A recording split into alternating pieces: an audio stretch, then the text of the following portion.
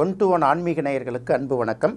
நம்ம சேனலில் தொடர்ந்து பல்வேறு சுவையான நிகழ்ச்சிகளையும் விழிப்புணர்வு நிகழ்ச்சிகளையும் பார்த்துட்டு வரோம். அந்த வகையில் இன்றைக்கி நாம் பார்க்க போகிறது ஜோதிட நிகழ்ச்சிகளை நம்ம பார்க்க போகிறதில்ல. 1954 வருஷம் அக்டோபர் மாதம் 15ஆம் தேதி என்னுடைய ஆசான் திரு நெல்லை வசந்தன் ஐயாவோட பிறந்த நாள். அதை நினைவு கூறுற வகையில் அவரை பற்றி சில சம்பவங்களை பகிர்ந்துக்கணும் இல்லையா. ஒரு வருஷமும் நான் பல விஷயங்களை சொல்லிட்டு வரேன். அதனால தான் சொல்லிகிட்டே வரேன். நெல்லை வசந்தன் ஐயா அப்படிங்கிறது அது ஒரு சகாப்தம். ஜோதிடத்தை பொறுத்தவரை அவருடைய பங்களிப்பு அது வருங்கால தலைமுறைக்கு எந்த அளவுக்கு பயன்படும். ஜோதிடத்தை பொறுத்தவரை பல விஷயங்களை படித்து அனுபவபூர்வமாக அதை ஆய்வு செய்து எதெல்லாம் சரியாக வரும் எதெல்லாம் சரியாக வராதுன்னு சொல்லிவிட்டு அதை டெலீட் பண்ணிவிட்டு அதுக்கப்புறம் இவருடைய ஆய்வுகளை கண்டுபிடிச்செல்லாம் சொல்லி ஜோதிடத்தில் நிறைய வழிமுறைகளை சொல்லிவிட்டு அது மற்றவங்களுக்கு பயனுள்ள வகையிலும் இவர் சொல்லிட்டு தான் போனார். அதே சமயம் பார்த்திங்கன்னா அவர் இருக்கிற காலத்திலே அவர் பல விஷயங்களை மற்றவர்களுக்கு சொல்லிக் கொடுக்கணும் அப்படின்னு நினைக்கும்போது கூட வர்றவங்க எல்லாருமே பார்த்திங்கன்னா 3/4 பேர் 100க்கு 90 பேர் பரிகாரம் என்ன, இதுக்கு என்ன பரிகாரம் என்னங்கிறத பற்றியும் கேட்டதுனால அவரே ஒரு கட்டத்தில் ஒதுங்கிட்டார். அப்போது அவரோட கூட இருந்த சில பேர்கள், இப்போ நான் பார்த்திங்கன்னா நான் 1996 வருஷத்துலேருந்து அவர் கூட இருக்கேன். எனக்கு பார்த்து நீயும் கண்டிப்பாக உனக்கு ஜோதிடம் வரும், எனக்கு பிறகு நீ செய்ய வேண்டிய சில விஷயங்கள் இருக்குது, அதனால் நீங்கள் கற்றுக்கோங்க, நீங்கள் ஜோதிடத்தை தொழிலாக பார்த்தாலும் பார்க்கலைன்னாலும் நீங்கள் சில விஷயங்கள் செய்ய வேண்டியிருக்கு, அதனால் கற்றுக்கோங்க, உங்களுக்கு கண்டிப்பாக வரும் அப்படிங்கிற ஒரு விஷயத்த சொன்னார். எந்த விதத்திலும் தவறாக வழிகாட்டக்கூடாதுங்கிறதுல ரொம்ப கவனமாக இருக்கும். எல்லாத்தையும் தாண்டி அவர் எனக்கு சில அசைன்மெண்ட்லாம் கொடுத்துட்டு போயிருக்காரு. அதில் ஒரு அசைன்மெண்ட்டு தான் பொதுமக்களுக்கு விழிப்புணர்வை ஏற்படுத்தணும். அதனால தான் ராசி ரீதியாக சொல்லுவேன், லக்ன ரீதியாக சொல்லுவேன், நட்சத்திர ரீதியாக சொல்லுவேன், எங்கெங்கெல்லாம் மக்கள் தடுமாறுவாங்க ஏமாறக்கூடாதுங்கிற ஒரு விஷயத்தை தான் நான் சொல்லிகிட்டு இருந்தேன். சில இடைப்பட்ட காலங்களில் சில பேர் என்ன பண்ணியிருக்காங்க, எங்களுக்கு பயிற்சி வகுப்பு சொல்லிக் கொடுங்க அப்படின்னு சில பேர் கேட்டதுக்காக. ஏன்னா இதெல்லாம் பார்த்திங்கன்னா நம்ம சேனல் ஆரம்பித்தது பார்த்திங்கன்னா 2023 வருஷம் இந்த நவம்பர் மாதம் ஆரம்பித்தது. கிட்டத்தட்ட 2 வருஷம் ஆக போகிற காலகட்டங்களில் நிறைய பேர் வழியில் பார்க்குறவங்களும் செல்பேசியில் பேசுகிறவங்களும் நீங்கள் ஏன் பயிற்சி வகுப்பு எடுக்கக்கூடாது, ஐயாவோட சில விஷயங்கள் முழுமையாக போய் சேரும் இல்லையா அப்படின்னு கேட்கும்போது தான் ரொம்ப தாமதித்து வேறு வழியே இல்லாத காலகட்டத்தில் தான் இந்த பயிற்சி வகுப்புகளும் எடுக்க ஆரம்பித்தது. ரெண்டாவது, இந்த பயிற்சி வகுப்புகளுக்காக நம்ம பெரிய அளவுக்கு யாருக்குமே விளம்பரம் கொடுத்ததில்ல. நம்மளுடைய சேனல் பார்க்குறவங்களுக்கு மட்டும் கூப்பிடுவோம். அடுத்தது, இந்த சிஸ்டத்தெல்லாம் நீங்கள் முழுமையாக கற்றுக்கணும் என்றால், ஏன்னா அடிப்படையும் இங்கே படித்தா தான் அட்வான்ஸ் சொல்லிக் கொடுக்க முடியும். இங்கே படிச்சுட்டு போகிறவங்க யாரும் இன்னொரு சந்தேகத்துக்காக இன்னொரு இடத்துல போய் தேடக்கூடாதுங்கிற ஒரு நோக்கத்தோடு இது உலகம் முழுக்களும் பரவணும். இதுதான் ஐயாவுக்கு நம்ம செய்யக்கூடிய அந்த உண்மையான மரியாதையாக இருக்கும். அப்படிங்கிறதுனால தான் நம்ம அந்த விஷயத்தை சொல்லிக்கிட்டு இருக்கிறது. அந்த சிஸ்டத்தை முழுமையாக கொண்டுட்டு போய் சேர்க்கணுங்கிற நோக்கத்தோட பெரிய அளவுக்கு வணிக நோக்கம் இல்லாமல் அதை செய்யணும். அதே போல் அந்த குடும்பம் நெல்லை வசந்தன் ஐயாவோட குடும்பங்கிறது என்னுடைய குடும்பம் தான். அந்த குடும்பத்தில் நான் ஒரு பகுதி, அவ்வளோதானே தவிர அவர்களுக்கு எதிராகவும் நான் எப்போதும் எதையும் செய்ய முடியாது. அதே சமயத்தில் சில விஷயங்களை நான் சொல்லித்தான் ஆகணும் பொதுமக்களுக்குங்கிறதுனால இந்த விஷயங்களை நான் சொல்கிறேன். இப்போ ஐயாவுக்கு அக்டோபர் 15 கிட்டத்தட்ட 71 வயசு முடிஞ்சு 72வது வயசில் அவருடைய பிறந்தநாள் வர்றதுனால அவரை பற்றி ஒரே ஒரு சின்ன விஷயம் பல இடங்களில் சொல்லியிருக்கலாம்.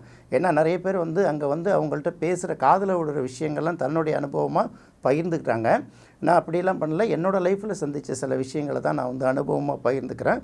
அதில் ஒரே ஒரு விஷயத்தை மட்டும் நான் இப்போ சொல்ல வரேன். அதாவது என்னென்னா, நாங்கள் வலசரவாக்கம் பகுதியை சேர்ந்தவங்கிறது எல்லாருக்குமே தெரியும். சென்னையில் இங்கே பத்திரிக்கையெல்லாம் நடத்துனதுனால எல்லாருக்கும் நிறைய பேருக்கு தெரியும். அப்படி ஒரு நாள் சில நேரங்களில் பார்த்திங்கன்னா இது இலவச பேப்பர், வாரம் வீட்டுக்கு வீடு ஃப்ரீயாக போடுற பேப்பரு, வரக்கூடிய விளம்பரங்கள் தான் வருமானம். அதை வச்சு தான் எத்தனை பிரதிகள், 10,000 பிரதிகள் அடிக்கிறதா, 20,000 பிரதிகள் அச்சடிக்கிறதா அப்படிங்கிறத முடிவு பண்ணோம். குறைந்தபட்சம் மினிமம் பிரதிகள் அடிப்பதற்கு ஓரளவு கொஞ்சம் அந்த குறிப்பிட்ட அமௌண்ட் இருந்தால் தான் அடிக்க முடியும், இல்லாட்டி பிரதிகளை குறைக்கிற மாதிரி இருக்கும். அந்த மாதிரி ஒரு சூழ்நிலை தடுமாறிக்கிட்டு இருக்கிறப்ப அவர் இருக்கிறது மாம்பழத்தில். அவருக்கு எப்படி இதெல்லாம் தெரியும்னு தெரியாது. திடீர்னு காலையில் ஃபோன் அடிப்பார். ஒரு நாள் அதே போல் ஃபோன் அடித்து வெள்ளிக்கிழமை மறுநாள் சனிக்கிழமை பேப்பர் வரணும். என்ன தம்பி விளம்பரம்லாம் வந்துருச்சா, ஏதோ தடுமாறுற மாதிரி இருக்கே அப்படின்னாரு. நான் எப்படி அவர் இருந்தால் பக்கத்தில் இருந்து பார்க்குற மாதிரி சொல்கிறாரு. ஆமாண்ணா, ஒரு சில விளம்பரங்கள் எதிர்பார்த்தோம், அதெல்லாம் வரலை, அதனால் கொஞ்சம் டைட்டாக இருக்கும் போல் இருக்குது அப்படின்னா. அப்படியா, இன்றைக்கி வெள்ளிக்கிழமை தானே, நேராக போங்க தட்சிணாமூர்த்திக்கு போய் ஒரு அபிஷேகம் பண்ணுங்க அப்படின்னாரு. அண்ணா, வியாழக்கிழமை தானே தட்சிணாமூர்த்திக்கு அபிஷேகம் பண்ணுவாங்க அண்ணா, இது வேறு கணக்கு தம்பி, வெள்ளிக்கிழமை போய் அபிஷேகம் பண்ணுங்கள், அப்புறம் என்ன நடக்குதுன்னு பாருங்கள் அப்படின்னாரு. சரின்னு சொல்லிட்டு அவர் ஃபோன் பண்ண நேரம் காலை நேரம் தானே. உடனே எங்கள் வீட்டுக்கு பக்கத்துலேயே, அப்போ நாங்கள் வலசரவாக்கத்திலே குடியிருந்ததுனால வெங்கட சுப்பிரமணியம் கோயில் இருக்குது. அந்த கோயிலுக்கு போய் அதே போல் வெள்ளிக்கிழமை தட்சிணாமூர்த்திக்கு அபிஷேகம் பண்ணணும்னா அங்கே இருக்கிற குருக்கள்லாம் இப்போ எனக்கு தெரிஞ்சவங்க தான். அவர் நான் கண்டிப்பாக பண்ணவே மாட்டேன், உங்களுக்கு ஏதாவது ஆகிடப்போகுது அப்படின்னு பயந்தார். இல்லைங்க, ஒரு முக்கியமானவங்க சொல்லியிருக்காங்க, நீங்கள் அர்ச்சனை பண்ணுங்கள் அப்படின்னு சொன்னோம். வேறு வழியே இல்லாமல் அரை மனசோடு பண்ணி தான் எங்களை அனுப்புனார். அதை முடிச்சுட்டு அப்புறம் ஆஃபீஸ் வந்து உட்கார ஒரு மணி நேரம் கூட இல்லை, ஒரு பெரிய விளம்பரம்னா ஏஜென்சிலேருந்து வரும். அமௌண்ட் வந்து கேரண்டியாக 90 டேஸுக்கு பிறகு தான் வரும். ஆனால் நாங்கள் எதிர்பார்த்ததை விட பல மடங்கு பெரிய விளம்பரம் ஒன்று அன்றைக்கி வந்தது. உடனே ஃபோன் பண்ணி சொன்னோம். அதாவது எந்தெந்த விஷயங்களுக்கு என்னென்ன பரிகாரம் அப்படிங்கிறத அவர் அழகாக சொல்லுவார். இதே பரிகாரத்தை அவர் வந்து அவருடைய ஆஃபீஸில் உட்காந்து தான் எங்களுக்கு பேசியிருக்காரு போட்டு எங்களுக்கு தெரியாது.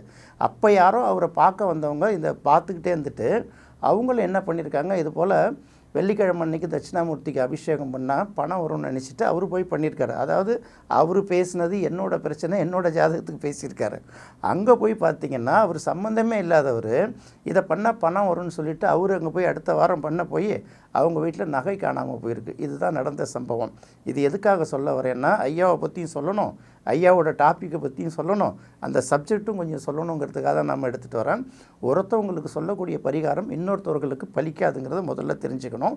பரிகாரத்தில் ஒரு முக்கியமான நோக்கம் என்னென்னா, பரிகாரங்கிறது கோயிலுக்கு போங்க, சின்ன சின்ன விஷயங்கள் பரிகாரம் சொன்னால் அதெல்லாம் பெரிய அளவுக்கு பாதிக்காது. முதல்ல உங்களுக்கு அந்த என்னென்னத்துக்கு எதோட சேர்க்கறது, எதை கட் பண்ணுறது, பிரிக்கிறதுன்னு தெரியணும்.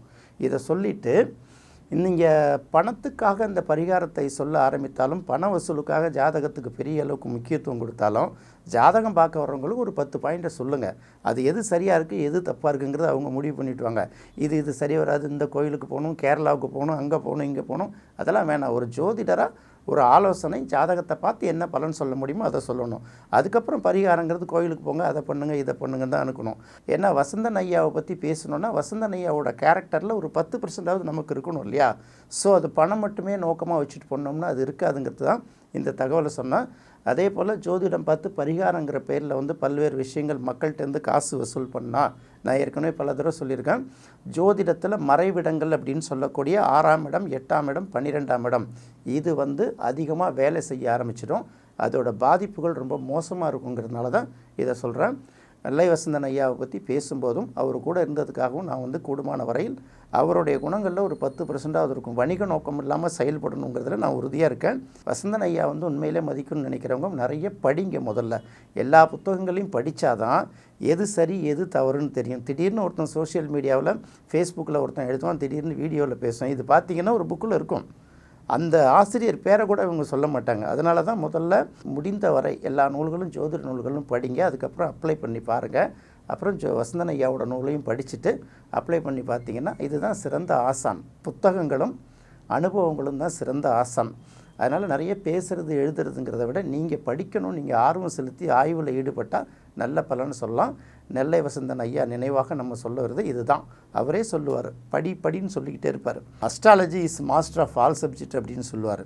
அப்போ அஸ்ட்ராலஜி தெரிஞ்சவங்க வந்து ஹிஸ்ட்ரியை தெரிஞ்சுக்கணும், லிட்ரேச்சர் தெரிஞ்சுக்கணும், அப்புறம் மற்ற மொழிகளையும் தெரிஞ்சுக்கணும். சில பேர்கள் வரும்போது இதோட உண்மையான பொருள் என்ன, இதோட ஆரிஜின் என்ன, இதோட எட்டிமாலஜி என்ன அப்படின்னு தெரியறதுக்காக இதெல்லாம் படித்தோம்னா கண்டிப்பாக வரும்.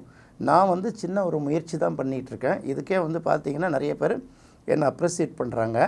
நீங்கள் பண்ணிங்கன்னா இதை விட நல்லா வரலாம் அப்படிங்கிறது ஒன்று மட்டும்தான். நெல்லை வசந்தன் ஐயாவோட பிறந்த நாள் நினைவாக நான் உங்கள்கிட்ட பகிர்ந்துக்கிறேன். நன்றி, வணக்கம்.